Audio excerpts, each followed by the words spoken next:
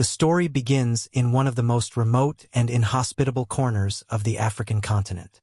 In June 1988, the Wadi Doum airbase in northern Chad sat in a state of absolute ruin.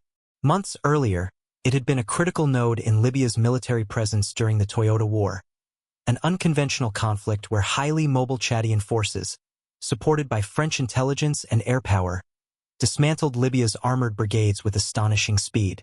By the time Libyan troops abandoned the base, Wadi Doum had become a graveyard of destroyed Soviet-supplied equipment. Burned-out T-55 tanks, shattered transport vehicles, twisted ammunition shelters, and debris scattered across heat-scarred concrete.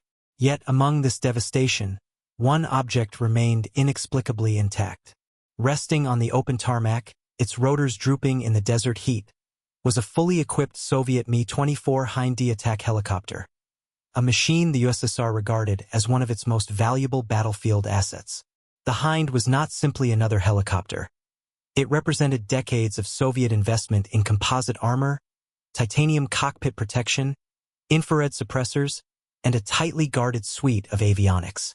For Western intelligence agencies, a flyable Hind was the kind of hardware they could study for years.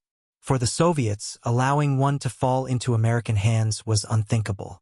When Libyan forces fled Wadi Doum, the helicopter was left behind in the confusion.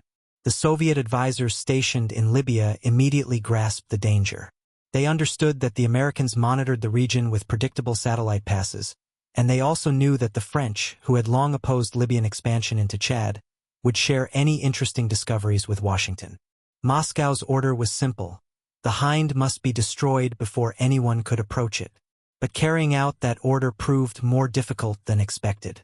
Libyan aircraft attempting to bomb the abandoned base were repeatedly deterred or intercepted by Chadian forces supported by French air defense systems. After several failed attempts, the helicopter still sat there, untouched, exposed, and becoming an increasingly tempting prize. As days passed, Soviet anxiety deepened. The airbase was surrounded by minefields, making any ground approach dangerous and slow. The Hind itself appeared to be damaged but structurally sound. If Western forces acquired it, they could test missile systems against real Soviet armor, analyze its engines, learn its vulnerabilities, and understand its true electronic signature. The technological advantage the Soviets believed they held in attack helicopter design could evaporate almost overnight. This fear, the fear of losing not just a helicopter, but a strategic illusion, set the stage for one of the most audacious aircraft recovery operations of the late Cold War, an operation the Soviets would struggle to explain for decades. And as the sun continued to hammer the abandoned base, something was already moving toward Wadi Doum that would change the balance of information in ways Moscow never anticipated. By mid-June, the situation at Wadi Doum had become more than an intelligence risk. It had turned into a symbol of Soviet vulnerability. The abandoned Hind-D sat in full view on the tarmac, a machine the Kremlin considered too advanced to lose, yet too difficult to destroy from afar. The Libyans could not approach, the French would not allow airstrikes, and the desert itself, open, exposed, and unforgiving, allowed no way to conceal its presence. Every reconnaissance report that crossed the desks of Soviet officers in Tripoli reminded them of the same grim reality. The helicopter remained right where it had been left. What made the situation more alarming was the knowledge that Soviet air doctrine relied heavily on secrecy. The Hind's armor composition, the layout of its avionics, the characteristics of its infrared suppressor, and its flight performance at varying temperatures were all guarded details. These were not simply technical numbers, they were elements that shaped Soviet battlefield expectations. If NATO got access to the Hind, they could calculate exactly how to fight it. They could discover blind spots, analyze exhaust temperatures for missile targeting, and identify structural weaknesses masked by propaganda. It would not simply be the loss of a helicopter, it would be the collapse of an entire psychological advantage. Still, from the Soviet perspective, stealing the helicopter was nearly impossible. The base was surrounded by minefields left behind during the Libyan retreat. Any ground convoy approaching the site would leave unmistakable tracks visible for miles. A dismantling operation would take days, and specialized equipment neither Chad nor France possessed on site. Even a trained Hind pilot would struggle to lift off under those conditions. The aircraft was low on fuel, damaged and surrounded by hostile forces. Under standard assumptions, no one could remove a 20,000-pound aircraft from the middle of a mined desert airstrip without being noticed. Those standard assumptions, however, were about to be shattered. On a moonless night, Libyan forward observers stationed miles away heard something that didn't fit familiar patterns. It wasn't the thin whine of French gazelles or the clattering rhythm of Soviet-designed helicopters. Instead, it was a deep, thundering vibration, felt as much through the sand as through the air. For a moment, the desert seemed to tremble. Then, after several minutes of growing intensity, the sound faded northward, swallowed by darkness. No radar operator recorded a blip. No aircraft appeared on Libyan or Chadian detection systems.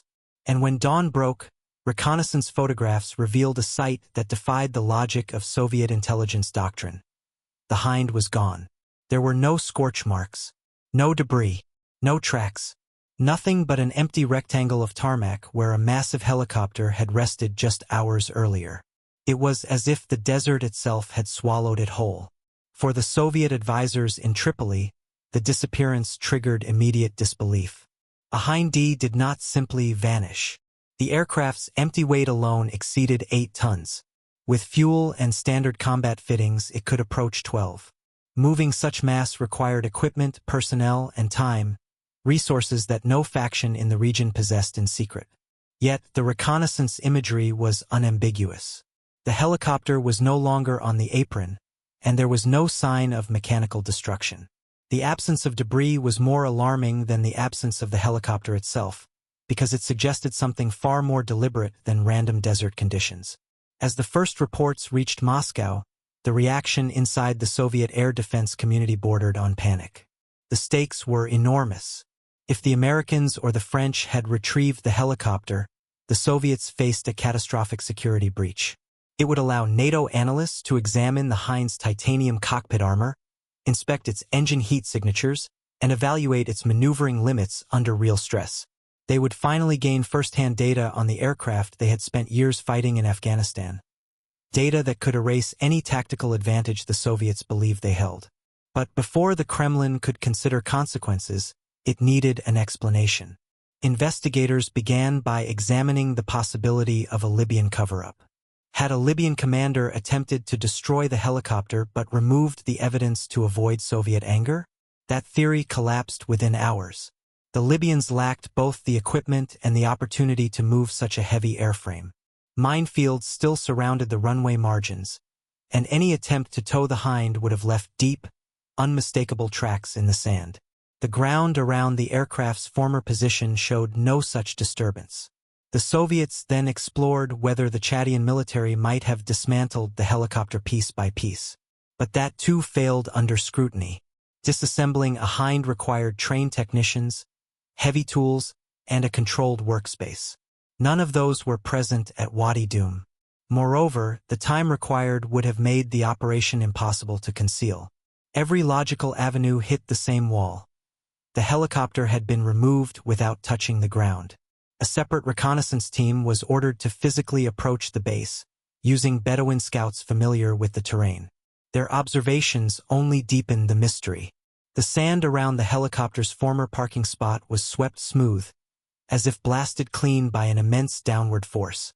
Yet no tracks, footprints, or tire impressions were present anywhere near the apron.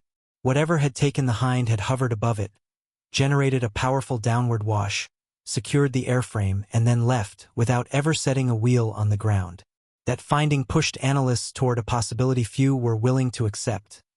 The Americans might have executed a vertical extraction. And if that were true, it meant that the United States possessed not only the will, but the aerial capability to lift away a Soviet gunship from a contested desert battlefield, undetected. To Soviet intelligence officers, the idea of an aerial extraction seemed improbable at first glance. The Hind-D was designed to be rugged, heavily armored, and structurally dense.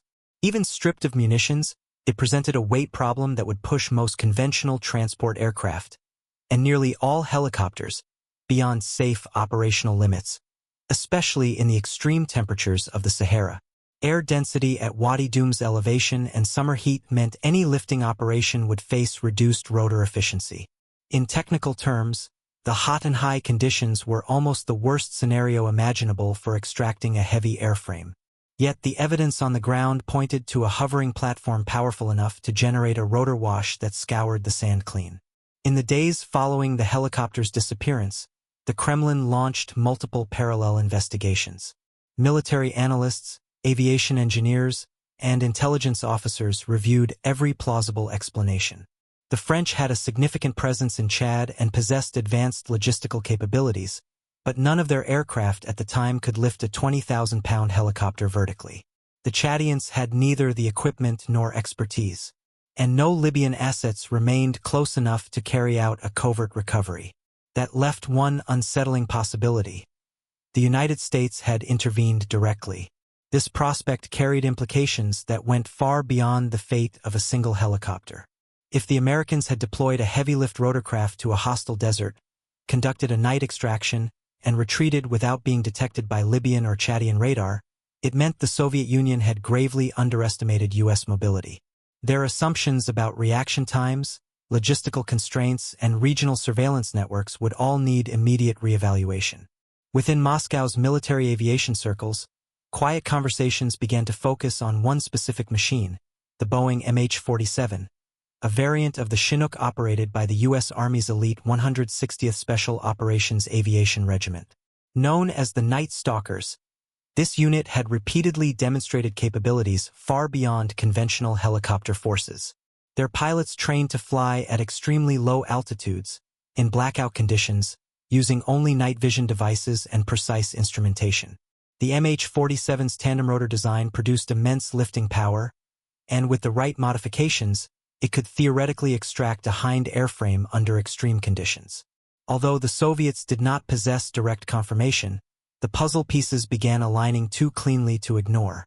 Rumors from African diplomatic channels mentioned unusual American activity in Chad. Western defense publications speculated carefully about growing U.S. interest in Soviet rotorcraft technology. And intercepted communications hinted that the French may have quietly facilitated American movements in the region.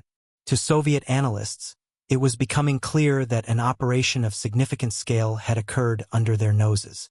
But what unsettled them even more was the realization that everything about it, from approach to extraction to departure, had been executed with such precision that it left no trace except an empty patch of desert. For the Soviet air defense establishment, this wasn't just a hardware loss. It was a humiliating demonstration of American reach. As intelligence analysts in Moscow worked through each theory, the missing element was not motive. America had every strategic reason to acquire a Hind, but mechanism.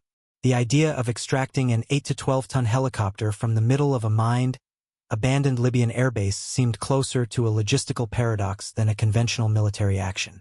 But within weeks, the scale and method of the operation quietly emerged through fragments of Western reporting and diplomatic backchannels. The Americans hadn't dismantled the Hind. They hadn't flown it out. They had lifted it whole. This revelation pointed directly toward Operation Mount Hope III, a classified U.S. mission executed by the 160th Special Operations Aviation Regiment. Though details remained limited at the time, later disclosures painted a clear picture. 2 MH-47 Chinook helicopters were transported into Chad aboard a C-5 Galaxy, one of the largest aircraft in the Western arsenal. The Chinooks were reassembled, refueled, and prepared in secret, with support from French forces who provided logistical cover and secured refueling sites deep within the desert. The extraction itself was launched under moonless conditions. Flying low to avoid detection, the MH-47s navigated across hundreds of miles of desert guided only by night vision systems and precise planning. Upon reaching Wadi Doum, the Chinook designated for the lift hovered over the abandoned Hind, while a small ground team secured sling attachments to the airframe's reinforced points. The helicopter never touched down.